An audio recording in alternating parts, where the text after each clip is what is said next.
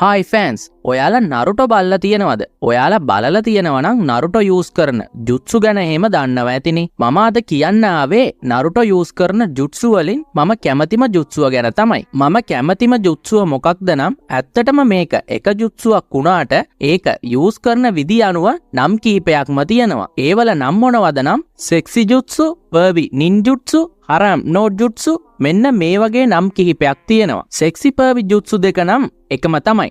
නරුටෝ මේ ජුට්සු එක යූස් කරන්නේ කොහොමද කියලා එක්ස්ප්ලেইন කරා නම් මේ ජුට්සුව පාවිච්චි කරද්දී එයා නියුඩ් ගර්ල් කෙනෙක් හැටියට ට්‍රාන්ස්ෆෝම් වෙනවා. ඒ කිව්වේ ඇඳුම් නැති කෙල්ලෙක් හැටියට නරුටෝ එයාව වෙනස් කරගන්නවා. මේ ජුට්සුව E රෑන්ක් ජුට්සුවක් හැටියට තමයි කියන්නේ. ඒත් මගේ හැටියට මේකට A රෑන්ක් එකක් දෙන්න පුළුවන්. මේ ජුට්සුවම ටිකක් වෙනස් කරලත් නරුටෝ යූස් කරනවා. ඒ මොකක්ද නම් එක කෙල්ලෙක් වෙනුවට ෂැඩෝ ක්ලෝන් යූස් කරලා නියුඩ් ගර්ල්ස්ලා ගොඩක් හැටියට ට්‍රාන්ස්ෆෝම් වෙනවා. මේකට තමයි හැරම් නෝ ජුට්සු කියලා කියන්නේ. මේ වගේ ටෙක්නික්ස් ජුට්සු නරුටෝ යූස් කරලා එනිමිලව ටීම්මේට්ස් ලව නොමග යවලා ෆයිට් එක වින් කරන්න තමයි හැම වෙලේම බලන්නේ. ඉතින් මේක සුපිරි ටෙක්නික් එකක් තමයි. හැබැයි මම මේ ජුට්සු වල කැමති නැති දේ තමයි නරුටෝ ට්‍රාන්ස්ෆෝම් වුණාම එයාගේ වටේ එන වලාකුළු එකට මං ඒකට පොඩ්ඩක්වත් කැමති නැහැ. එහෙම නොවුනා නම් තවත් මේ ජුට්සුව මරුවටම තියෙයි. ඉතින් ඔයාලා නරුටෝ බලලා තියෙනවද? බලලා තියෙනවා නම් ඔයාලා නරුටෝ යූස් කරන ජුට්සු වලින් කැමතිම ජුට්සුව මොකක්ද කියලා පහලින් කමෙන්ට් කරගෙන යන්න.